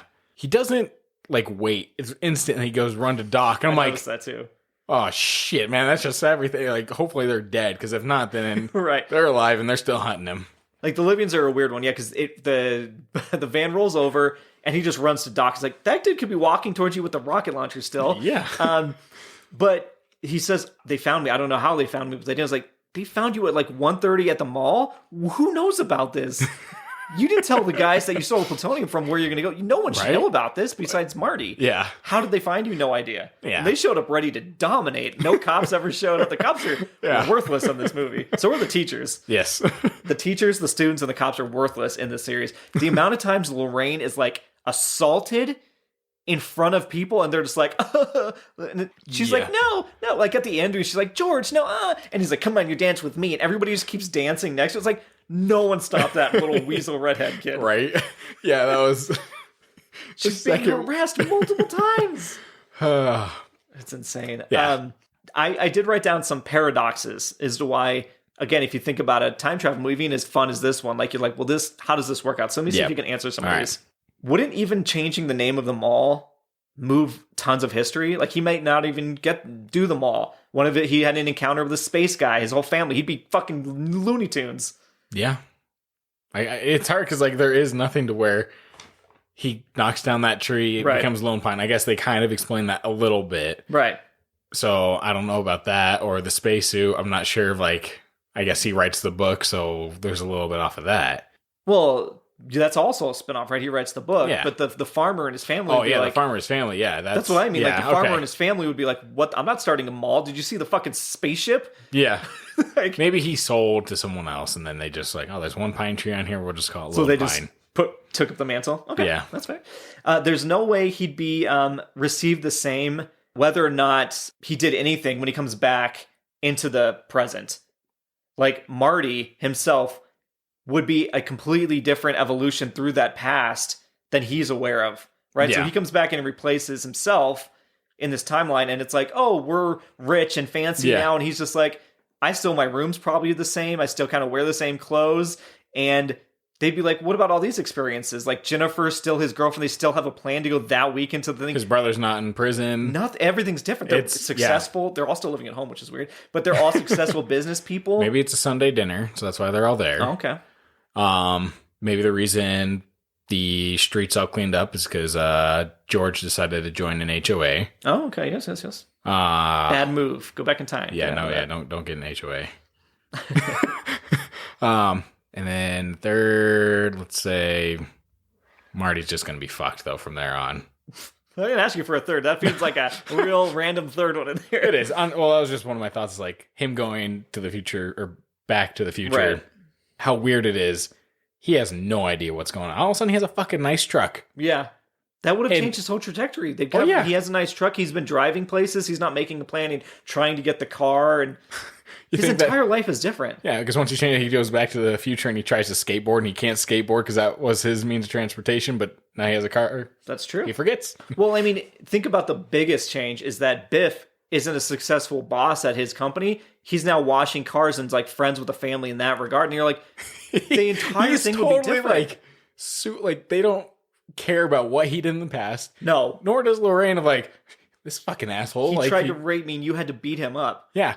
He's more of like, oh, George, your book's here. Your book is here, George. Oh, Biff. Look at us. Let me just all get in here real quick for a family photo. It is ridiculous, but... But the thing is, like, again, like we've said many times, a great movie overcomes any sort of nitpicks. You go, exactly. Yeah, we just accept that because everything else is so much eye candy. Yeah. Let me see. Does it continue to loop? So, like, was Doc always wearing the vest, even in the very first scene, or are we watching the very first time it all takes place? Well, yeah, we are watching the very first time. Oh, that's your answer, so it's the first time? Okay. Yes. Is there ever a first time when it comes to time paradoxes? Because Doc is always wearing the vest, right? Even before he knows, he's already read the letter, he's already seen all that, he's actually, like, everything's already happened. Yeah. Is what modern movies will now take that concept and run with, is like, you never get to control the beginning. Yeah, you don't have to, like, control over what you're doing next. But is there always a first time, right? It's already planned out. Okay. Yeah. It was interesting. These aren't really paradoxes, but this is just kind of like chaos theory stuff of Mayor Goldie Wilson is only mayor because Marty goes back in time and says, you're mayor. Mayor. That sounds good. Like, he only goes down that track. That's a butterfly effect right there. He definitely set it in stone and just... Yep. So if he never goes back, then the future didn't exist because he's mayor in his real future, so he always went back. There you go. That's the loop. And Marvin Berry, your cousin Marvin, never shares the music if Marty doesn't go back. Mm-hmm. But it exists in his future. It's one of those where... It's just fun to, like, think about those, like, in a... objectively, like, okay. You think about it, but in the end, the movie is what it is, and it's good. Yeah. Oh, for sure. But, you don't think of it as like, oh, why didn't you do this? Like, I'm not going to go write a hate mail to Robert Zemeckis or Bob Gale or anything like that. Why didn't you think of this? That keeps Zemeckis up at night. This guy in 2022 wrote me about this doesn't make sense. Jeez, I can't. Well, that was the other thing, too, is like Zemeckis and Gale, they notice, like, the wires hanging off a dock at the end. Yep. Like, it's very visual. Like, they tried to hide it, but they weren't able to. Oh, okay. Right. And they were talking like, oh, if you ever re-released it, would you get rid of the wires? So you have the technology. Like, no. The movie's been made. It's done. You don't go and change your movie once it's been made. What's done is done, and hopefully it just holds up. You got to realize the time it was made. Lucas. Snyder. Okay. Yep, I totally agree. Yeah. You take it with all the flaws. Mm-hmm. That's how... We all love it. It has those. Who gives a shit? Well, they had another thing in there about with their scripts. Mm-hmm. I'm drawing a fucking blank on this. Not ad-libbing, but improv. Yeah. He's saying he's not a big fan of improv. Are you leaving in the part where you ask me? Yeah, that's fine. Okay. I don't care. Well, we never know. Sometimes we're reset, only human after all. Oh, God. Now we're resetting. Go back in time if I can erase that. He says he doesn't like it. Did I mention on the pod that we reset sometimes? Oh, no. Spoiler alert. Spilt milk. All right, go on. He mentions, like, he doesn't like it when people go through and do that because he's like, the script is there. It's what we wrote, and that's what we want to keep with. I'm like, yeah, I feel like to an extent, but I feel like it's nice when you get those people that do kind of change it up a bit. Yeah. So... It's case by case. Yeah. It works for them. It doesn't always work for everybody else. Yep. But yeah, that's it's always fun to like look at a movie again. This one has the ability to go back and hear all these interviews and people talking about the process. Yeah. It's fun to actually get these kind of outside things. How many kids has Lorraine's dad hit with a car? Well, yeah, that was the other, because... Another one of the kids jumped in front of my car or something like that. Yeah. So bad. Oh, Dad, you're a little crazy. That's just, that whole situation of like, when you said like, oh, the reason the movie came about was like, what if your dad went to high school? Yep. And then the other writer at the point, I don't know, you said Gale said that? Gale, yeah. Yeah, so Zemeckis was like, yeah, but what if your mom had a crush on you too and you went back? Yeah, what if your dad was peeping Tom through her window? My dad's a peeping Tom. Your dad says your grandpa says he's hit multiple kids with a car, and then your mom tries to have sex with you. Like, that's a total other, like, psychology. Like, all right, you got it. That always makes me uncomfortable still. Yeah. She grabs his thigh under the table. I'm always like, oh, geez, that... Yeah. That totally... I'm not going to apologize. I'm not going to say Mom Trump. Of course, that's gross. I'm not be like, oh, I'm so sorry to say that. No, it's so fucking weird. It's still... Yeah. You watching like, oh my God, I feel so bad for him. Yeah. And then she kisses him, of course. Mm-hmm. But at least that one is tail-ended by, oh, wow, this is weird. That feels like I'm kissing my brother. Like, she gets They it. did a good job of like, all right, how do we make sure it's not... She didn't always think this is good. Up. Yeah. Oh, and mentioning kind of the leg squeeze, Lorraine on multiple times is like, I'm not that kind of girl, Biff. Dude, she's... Oh, she is 100% that girl. She basically is hanging out with unconscious Marty in his underwear, has read his underwear, so she's been pulling I don't know what she's been doing in there. Calvin Klein. Yeah, but she knows he's Calvin Klein. She's in the bedroom trying to hook up with him, and she would have hooked up with the other guy had he been the one that actually gets hit. So it didn't matter who gets hit by the car. Okay, what about all the other guys that fell out of the tree? Exactly. Oh, God, she's done this before. Yeah. They're buried somewhere. Maybe Lorraine has a time machine. Then she does the thigh grab in front of her family to a stranger. Well, yeah, they're sitting at dinner, and she is shoulder to shoulder next to him, no space whatsoever. Why can't you spend the night and da-da-da things? She says, like, I haven't parked before, Marty. And it's like, dude, she's a rebel. Like, this, I'm not as they say, slut shaming or anything. She's No. great. Like, but she says the lines multiple times. Like, that's not kind of my thing. She acts like she's above like flirting and stuff. Yep. There's a difference between flirting and the assaults that Biff puts on her. Okay, for the record. But it's just funny. Like, she's totally down to like hook up with Marty if she got the chance immediately. Right? She was not some uptight girl. Yeah. But that was always a kind of thing that ran through that I never really thought about until this recent rewatch. Yeah, it makes sense. The thing that time does to you. Mm-hmm. Do you think schools have copied the Enchantment Under the Sea theme? And why not if they haven't? Because how great would that be? What if one of our school reunions is Enchantment Under the Sea? That's great. Yeah. Get a cover band that plays those songs. Earth Angel. Yeah, that'd be awesome. Yeah. No, I don't know. Yeah. It'd be great. I don't know. I've stumped him. I don't know. He doesn't even know what to do with this. No. My hands are up, guys. His hands are up in the air. Did you notice the cords at the end when they're hanging over the street? They look like a flux capacitor. Oh, no, I did not. Yeah, because it's the cord that goes over the street, and there's the one that was connected to the car is hanging straight down. Oh, okay. Nice. I was like, yeah, ooh, it has that flux nice capacitor. Yeah. triple. The upside down, or it's the Y. It's like almost yeah. like the peace sign. Yeah. So I noticed that for the first time. Whether it was, I would imagine it's intentional. Yeah, I feel like it was probably intentional. I mean, or it's just like, that's a happy accident. Let's frame it this way. Yep.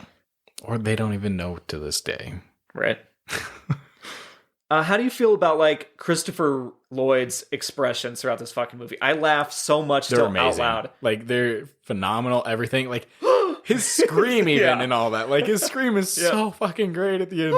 Yeah. It just, everything fits with what he did in here. Yes. Like, it was over exaggerated, but like, it works. It's nothing. It fits that. Like, you think about it, he's working constantly on whatever project's going on, trying to make sure something works. He doesn't even live in the fucking house or anything like that. He lives in a goddamn garage. Yep. And everything is constantly whatever device. The whole like, oh, this is going to read what your thoughts are and all that. Yep. You know what this means? It doesn't work. He builds that. I love his scales of the city, and then in the third one he makes a scale of the train and everything. It's so detailed. And he's like, sorry, I couldn't make it to scale. And you're like, Jesus, like, are you fucking kidding me? This is great for me who's not a scientist and is like trying to understand, okay, we need to go this fast, make sure we hit it this time with the lightning bolt, and this all happens. And then he does this when it hits the fucking giant pile of oily rags. He's careless, but he's smart. Yep. Oh God, he's just got so many good things. I mean, Great Scott, of course. I don't even know where that came from. I almost looked up the etymology, but I didn't. Right. Or when Marty keeps saying heavy, he's like, "Is there something wrong with your gravitational pull?" Like, he keeps saying that word. Right. And you don't think about these like extra lines when you're a kid. Like those lines just kind of. I never remembered he said that until later on in life. I'm like, oh wow, that is clever as shit. And then of course, like classic lines like "Think McFly, think weird" went through that one, and the whole "Don't call me chicken" didn't start until number 2. Yeah, that was number 2. That definitely started, like, it was out of nowhere. All of a sudden, he had this ego trip thing. Chicken? No one calls me chicken. Because it went through number 3. And I know those were back to back, so that helps to keep that continuity. But you can definitely tell they did not plan. And Crispin Glover was replaced. Yep. I don't know if he wanted more money, if he was hard to work with, or thought he was above it after that. Yeah, I don't know on that one. But I just enjoyed the first one. It's great all around. You know, the second one is still great. Yep. Not as good. Some people love number 2 more than 1 somehow. And then number 3 it's still good, but it kind of gets a little worse as it goes. Yeah, number 3 is hit and miss. I still love a lot of good scenes in there. Yeah. But it's weird because number 2 ends with a trailer for number 3. Yeah. And we've only seen that happen recently, and it's very awkward when it does do that. That was the Doctor Strange trailer. Multiverse of Madness after Spider-Man. Yep, that's very weird. But it's so thematically different because you don't get kind of those sci-fi elements. You're totally a Western at this point. Yep. But it is fun to see all the same characters reprise different roles. Yeah. Yeah. What else is there to say about Back to the Future? You guys know it. We've said it. We've just reiterated. Hopefully you have seen it. Oh, God, if you haven't. I know. Honestly. I mean, there's chances. There's young people listening to podcasts left and right, so there's probably a good chance people have not seen it as well. Go watch it. Yeah. I won't even shame you. But if you say, like, I'm not gonna, then I'll shame you. Okay, here's what you do is you write in, you say, I'm not gonna watch it, 5 stars. There we go. Which leads us after the movie chat to recommendations, Nate. What do you got for the people? Oh gosh, let's think. You know what? Go make a dish of some kind. I recently made donuts for the first time, and hopefully they were good. I had some. Yeah? And they were good. All right. Yeah, with an air fryer. No. Not an air fryer, No, sorry. deep fryer. A legit deep fryer that I gave you. Time zones, air fryer. Dude. Who fucking knows? Anybody that knows me knows things just come out of my mouth sometimes. And gotta correct them. Yeah. I talk too fast for my own good. If we lose listeners on this podcast, it's going to be because Todd talks too much, not because of Nate anything. No, it's going to be because Nate doesn't know the movies that Todd's talking about some of the times. You're going to get some of those, but more so it's going to be like, God, dude, I can't hear that guy talk over him every 5 seconds. And I'm like, I'm sorry. I'm cognizant of it. I'm trying to be better. What's your recommendation? Not donut related. It's not food related at all. My recommendation is more travel related because I have Southwest flight a while back that got canceled. So I have like $200 something in Southwest funds. So it's such a stupid, lame recommendation, but like take the money, go do it. If you've got the extra, go do something new. Like go see something new. Go take a long weekend. You don't have to like plan 2 weeks at a fucking all-inclusive resort or something, but go and just experience. You wanted to go to fucking Universal and see the fucking Back to the Future. You want to see the DeLorean? Go do that. Like just take the weekend, go buy it. It can be cost effective. Uber from there. You don't have to plan all the extra stuff. Get a cheap hotel, whatever. I think it's just we need to be doing more of that as lockdowns around the world and different areas are easing up a little bit more and people are vaccinated, hopefully. So it becomes a little bit more safe. Keep your mask on the flight. Don't get on the no-fly list. And then get to where you're doing and have some fun. All right. Yeah, so mine's more of like an advice, but still a recommendation because it is something that is coming up for me. It's going to expire in April, so I have to think about this real quick. All right, yeah. Good to know. Yeah. And Nate, what are we doing next week? Next week, we are doing The Batman. The titular Batman. Mm-hmm. This is not Bat Nipples Batman. Nope. This is not Nolan's Batman. Nope. This is not even the new Michael Keaton Batman. No. Which is this? This is Twilight's Batman. Oh, Robert himself. Yes. Yeah, he will twinkle. Hopefully it's really good. Yeah. I'm excited for it. Oh, yeah. I'm excited for it as well. Yeah, we'll probably do since it is a new movie. We're not gonna have themes with it, so it'll be more. I mean, we could think of Batman themes probably, but we won't. It's gonna be more of like a variety hour kind of mini with Batman. Yep. So yeah, I'm excited for it as well. But Batman doesn't kill. But you know, depends on the iteration. Yeah. I'm sure you got some least side way to die for us today. I sure do. I've got a couple quick ones again. All right. This first one is from January of 2013. James Campbell, age 68, left his van to open a gate. When he did so, his dog stepped on the van's gas pedal and ran him over. Oh, shit. So, man's best friend. Yeah, Hey, no kidding. you think that was planned?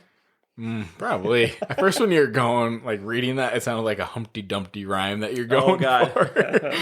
the man in the van. So dog killed. Yeah, that poor puppy. So he didn't put his car in park.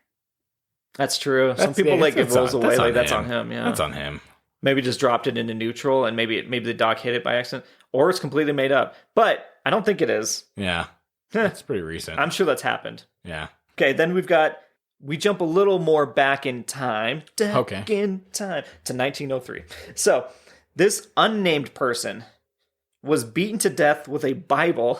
This is why I pulled this one out, because this is during a healing ceremony gone wrong in Honolulu. He was being treated for malaria when his family summoned a kahuna who decided he was possessed by devils and tried to exorcise the demons by beating to death with a Bible. There's nothing more religiously poetic. The kahuna was charged with manslaughter. So, or what if he just said it was God's will? Yeah. Would God let me kill somebody with a Bible? No, it's God's plan for me to kill this man with a Bible. How can you put me in jail? Okay, if you're going to say that, then it was God's plan to put Bill Murray, so he kept going on the loop. So his purpose of time travel was to learn a lesson. He can learn a lesson that he didn't actively time travel, though. Guys, Nate, explain something you know about. Tell me about our socials and where they can talk to us about this, whether you think Groundhog Day scenarios count as time travel. Well, they can find us on Instagram, Twitter, Facebook, TikTok. Yep. And they can do the old email at theendedsci@gmail.com. That is where you can write into us if you want to be a cool traditional person. Yes. And we want to thank Alan for our logo. Mm-hmm. Thank you, AK-47. Yeah. And that's my nickname for him. Okay. All right. So don't worry about it. It's a real nickname. I didn't think of that on the fly. All right. And that leads us to the end of the fucking episode. Yeah. Did we miss anything? No, I think we got it all. Okay. It's one of those, like, I'm worried, did we miss something? Because it seemed too smooth. Yeah. Are we getting good finally? Oh, no, we're not. Did you hear the opening? Remember when I said, are we resetting right now? And we didn't. Yeah, we're leaving that in. Yeah, okay. Well, roads, where we're going, we don't need roads. Plenty of time has passed. Now we definitely don't need roads. Where we're going, it's fucking Candyland. That's right, baby. Whenever you are ready, sir.